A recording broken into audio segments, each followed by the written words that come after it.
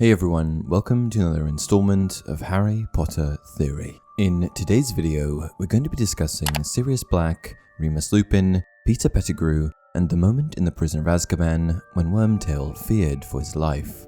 During the 1993 to 1994 school year, Sirius Black plotted to kill Peter Pettigrew, the man who framed him, in an effort to avenge the deaths of Harry's parents, Lily and James Potter. Pettigrew was of course the secret keeper that went sour, disclosing the location of the Potter cottage to Voldemort, and it was his actions that resulted in their deaths. Sirius Black was the initial choice for secret keeper, but Sirius, thinking that Voldemort might target him, suggested that they choose Pettigrew instead. The following excerpt from Sirius addresses this. "Lily and James only made you secret keeper because I suggested it. I thought it was the perfect plan. Voldemort would be sure to come after me. Would never dream they'd use a weak, talentless thing like you. It must have been the finest moment of your miserable life, telling Voldemort he could hand him the Potters." After betraying the Potters, Sirius went after Peter, but only ended up being blamed for more of Peter's crimes, successfully being framed by him.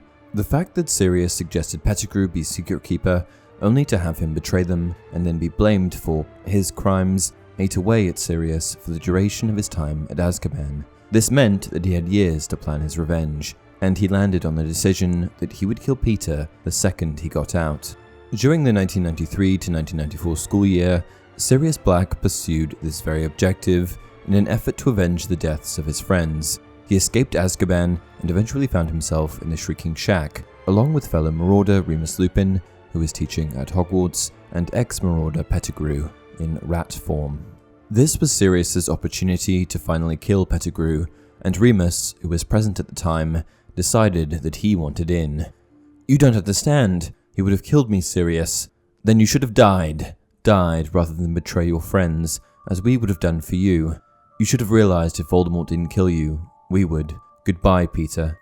At this point, the pair point their wands at him. "Shall we kill him together?" "Yes, I think so," said Lupin grimly. Now, obviously they don't end up killing him, so we don't get to see how it's done, but what I wonder is, what spell would they have used? The pair were killing him together, and Avada Kedavra certainly doesn't require two people, so what was their course of action going to be? I certainly don't think that swift and easy was their preferred option, particularly as Pettigrew had wronged them on so many levels. For this reason, I'm of the impression that they may have used transmogrifian torture, a spell similar to Crucio, with the exception that the victim will eventually die. It's much worse than Avada Kedavra, but it avoids unforgivable status for reasons beyond me.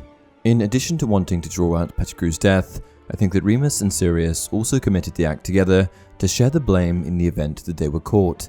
At this stage, Sirius was a guilty man, and Pettigrew was not, so if the Ministry determined that Pettigrew was in fact not a Death Eater, then they would have been on the hook for killing him. Did you guys ever think about this?